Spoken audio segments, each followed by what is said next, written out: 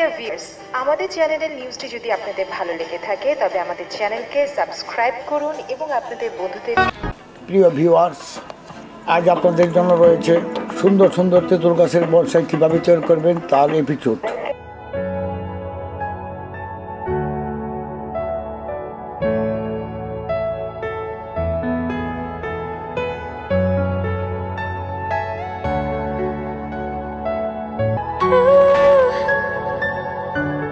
প্রিয় ভিউয়ার্স, দেখেন এই যে বিচিত্র সব বনসাই তেঁতুলের।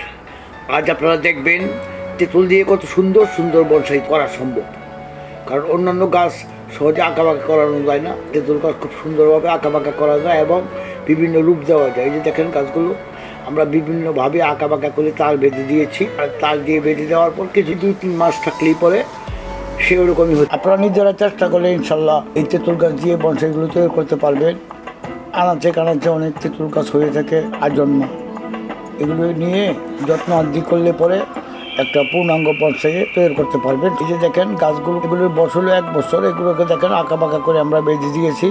পরবর্তী স্টেপে এটা কী আকার ধারণ করবে এটা পরে বোঝা যাবে। এখন আমরা এইভাবে বেঁধে রাখছি। 2 মাস 3 মাস পর আমরা এটা তারের যে তারপরে কোন স্টাইলে গেলে ভালো হবে আবার সেই স্টাইলে নেব। এই যে দেখেন তারপরে হয়তো এরকম পেঁচিয়ে দিতে পারে একটু ঘন করে, প্রথম অবস্থায় হালকা হালকা একটু আঁকাবাঁকা করে দিলে। এই যে দেখেন তার দিয়ে বেঁধে রেখেছি, আপনারা দেখতেছেন। এই যে আবার নতুন ডালপালা ছাড়তেছে। এখন এখানে দেখতে হবে কোন ডালটা রাখা যাবে, কোন ডালটা আমরা রাখবো, কোন ডালটা বাদ দিব। এটা নিয়ে এটাকে আবার পুলিং করতে হবে। নতুন যে ডালগুলি হয়েছে এই ডালগুলো আবার নতুন নতুন সিস্টেমে নতুন টেক্সচার তৈরি করার জন্য কিছু ডাল কেটে ফেলা হবে। যেমন মনে করেন এই যে দেখতেছেন এই ডালটার কোনো দরকার নেই, এই যে এগুলি ফেলে দিব। এটারও এখানে দরকার নাই, এটাও ফেলে দিচ্ছি। যে ডালগুলো স্টাইলের ভিতরে পড়বে সেটা রাখবো, আর যেটা স্টাইলে আউট হয়ে যাবে সেটা রাখবো না। এই যে দেখেন এগুলোর কোনো দরকার নেই, এগুলো আর ঝামেলা করবে, এগুলো ছিঁড়ে ফেলতেছি।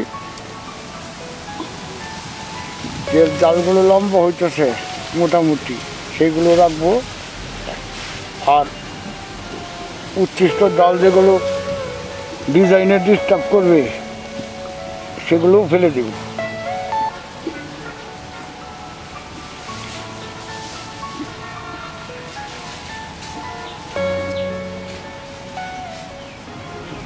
এই দেখেন আমি কয়েকটি ফেলে দিয়েছি, যেখানে একটা মোটামুটি একটা স্টাইলের সুন্দর দেখা যায়।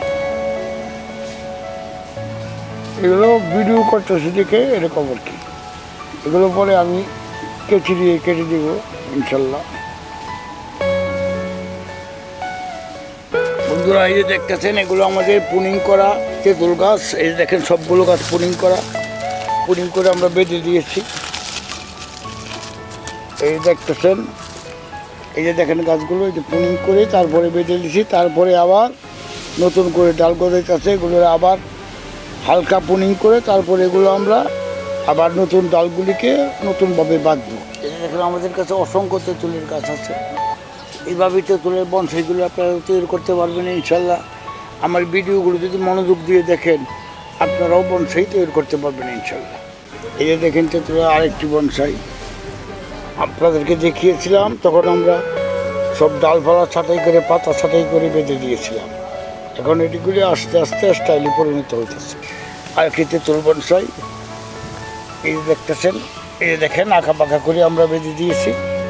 এরপরে আবার নতুন ডালপালা গজাইতেছে, এগুলোরে আবার নতুন করে স্টাইলে নিতে হবে। ডিজাইন থাকি যেমন আমরা বড় বড় তেঁতুল গাছ দেখছি অনেকে আঁকাবাঁকা হয়ে গেছে বিভিন্ন জায়গায় বিভিন্ন সাইজে, সেই রূপগুলি আমরা কৃত্রিমভাবে দেওয়ার চেষ্টা করি, তারই নাম হলো বনসাই। এইভাবেই গড়ে ওঠে বনসাই। এই যে দেখেন গাছটা এই যে কত সুন্দর স্টাইলে আসছে। এটা গাছটার বয়স হলো 7 বছর। এগুলো আমরা এইভাবেই তৈরি করে থাকি।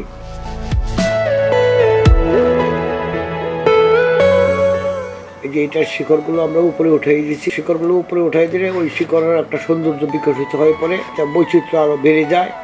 এইভাবেই আমরা তৈরি করি এই বনসাই গাছগুলো। আপনারা ইনশাল্লাহ চেষ্টা করবেন বনসাই গাছগুলো তৈরি করতে। বনসাই গাছের বৈচিত্র্যের শেষ নাই, যখন যেভাবে যখন যেভাবে যেটা যায় সেই ডালগুলো সেভাবেই নিতে হয়। নতুন নতুন ডাল যখন গজায় তখন আমরা সেটাকে আবার ভিন্ন রূপে আনার চেষ্টা করি। কাজে এটা নির্দিষ্ট কোনো স্টাইল নাই। এগুলো ওই যে দেখেন এটা আমরা কেটে দিয়েছি, থাকবে আর লড়াচড়া করবে না। যাই হোক, এরপরে যে ডালপালা গজাবে সেটা থেকে আমরা বিভিন্ন স্টাইল দিব, বিভিন্ন কাঠামোতে রূপ দেওয়ার চেষ্টা করবো ইনশাল্লাহ। এই দেখেন গাছগুলো আমরা সাধারণত জিআই তার দিয়ে বেঁধে রেখেছি।